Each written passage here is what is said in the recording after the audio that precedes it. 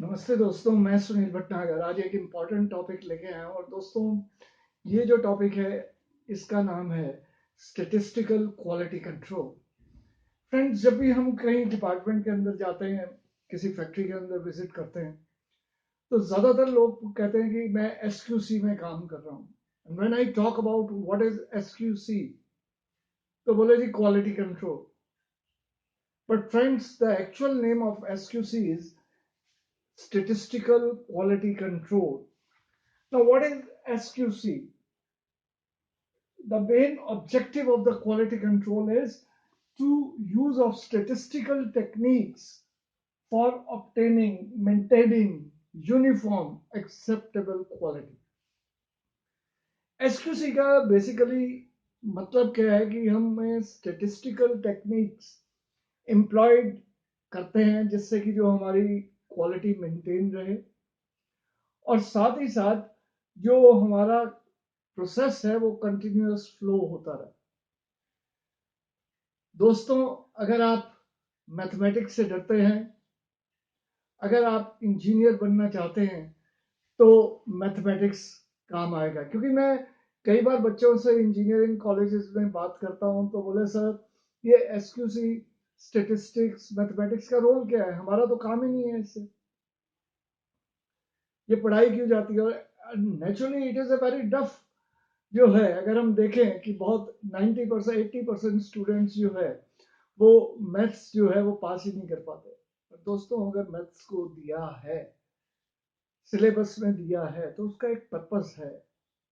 Syllabus ऐसा नहीं है कि ये टॉपिक पढ़ा दो, ये टॉपिक पढ़ा दो, ये topic. That is the applied knowledge, वो नॉलेज जो यूज हो। और यही चीजें हमें ध्यान में रखनी है। हम ये मान के चलते हैं कि कोई भी आदमी इंजीनियर बन सकता है, कोई भी सब्जेक्ट में पढ़ा सकता हूं। और आज का कारण यही है कि हम लोगों को अगर एक सफल इंजीनियर बनना है, तो हमें सबसे पहले उसके physical attributes, mental attributes, emotional attributes का पता होना चाहिए। मैथमेटिकल आना चाहिए, कॉमन सेंस उसके अंदर होनी चाहिए, शार्प डिसीजन होना चाहिए। तो मैं अब बात कर रहा था कि स्टेटिस्टिकल क्वालिटी कंट्रोल का मतलब क्या है।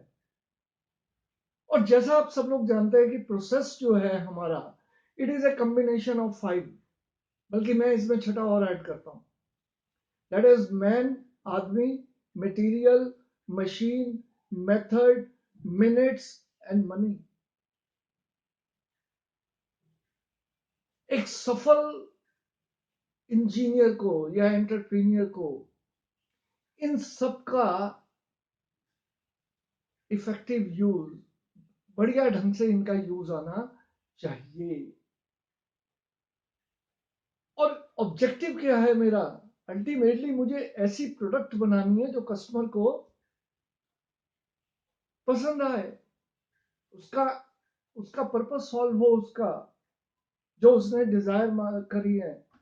क्योंकि अगर मान लो मैं ये कपड़ा शर्ट पहन रहा हूं, तो शर्ट का बेसिकली क्या ऑब्जेक्ट है कि it should give me the service. क्या सर्विस चाहिए मुझे? सुंदर लगने के लिए नहीं पहन रहा इसे। इसका बेसिक ऑब्जेक्ट क्या है? इसका ऑब्जेक्ट है कि मुझे पसीना, गर्मी में पसीना ना आए, ठंड में ठंड ना लगे, मच्छर कीड़े अटैक ना करें, बरसात में मैं भीगू नहीं। That is the service. Graceful लगे। तो दोस्तों, तो ये जो कंट्रोल है क्या? What do you mean by control? Control का मतलब है कि मैनेजरियल प्रोसेस है of establishing and meeting standards. तो आपने देखा होगा कि कंट्रोल चार्ट्स ज्यादातर हम यूज करते हैं।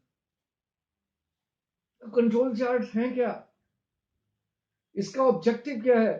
तो अल्टीमेट ऑब्जेक्ट, अगर हम मान के चले कि मैं इसका क्यों प्रयोग करूं, क्यों कंट्रोल चार्ट्स आए, तो सबसे पहले हमारा मेन ऑब्जेक्ट ये है कि हमारा प्रोसेस जो है, जो प्रोडक्ट बनाता है, वो स्पेसिफिकेशन के अनुसार चीजों को बनाए, और उसी के लिए जो है कंट्रोल चार्ट्स आते हैं। कंट्रोल चार्ट्स के जरिए हम ये बता सकते हैं कि कौन सा process, whether the problem is at the blow room, carding, drop frame, speed frame और रिंग फ्रेम और वाइंडिंग।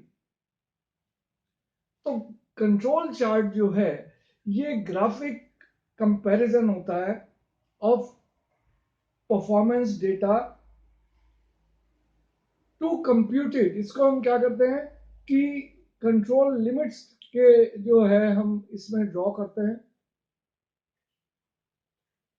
और लिमिट लाइंस जो है वो चार्ट पे डाल दी जाती है।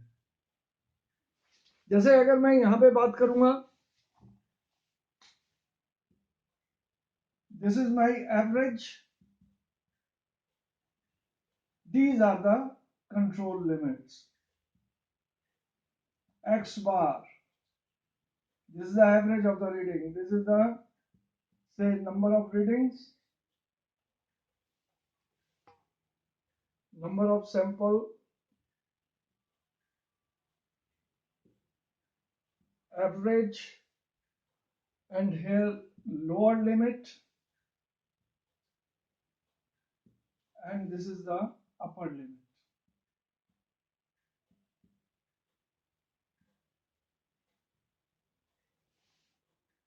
So it is the sample number 1, 2, 3, 4, 5, 6. This is the average, the number of what the indicates, and then if it is here,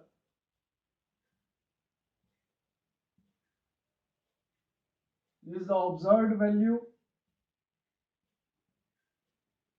So if it is coming like this, that indicates that your process is under control. So friends, a control chart is a graphic representation, comparison of process performance data to computer control limits drawn as limit lines. The limit lines are there. The main use of control chart is to detect assignable causes of variation in the process. Control charts का मतलब है कि हमारा जो process है, whether it is under control, सही चल रहा है या गलत चल रहा है। ये जो टर्म है स्पेसिफिक, इसका एक स्पेशल मीनिंग है, और इस मीनिंग को समझने के लिए हमें कंट्रोल चार्ट का कंसेप्ट को समझना पड़ेगा। अब जैसा हम जानते हैं कि जो वेरिएशन है वो कई प्रकार से आता है। एक तो असाइनेबल कॉजेज होते हैं, जैसे आइडेंटिफाइबल कॉजेज, और सेकंड है रैंडम एंड चांस वेरिएशन। अगर हम आइडली बात करें तो किसी भी प्रोसेस में रैंडम जो कॉजेज हैं वो होने चाहिए, क्योंकि ये रैंडम जो चांसेस हैं ये मिनिमम वेरिएशन जो है वो लाते हैं। जैसे अचानक फ्लफ एंड फ्लाई गिर गया, या मैंने मशीन की सफाई ना करी, जबकि शॉर्ट फाइबर का होना वो तो मुझे पता है जो वेरिएशन लाएंगे, मगर सैंपल ही सही ढंग से नहीं लिया, रैंडम कॉजेज। तो कोई भी प्रोसेस जो ऑपरेट कर रहा है स्पेसिफिक कॉजेज ऑफ वेरिएशन से कंट्रोल चार्ट्स का, तो इसके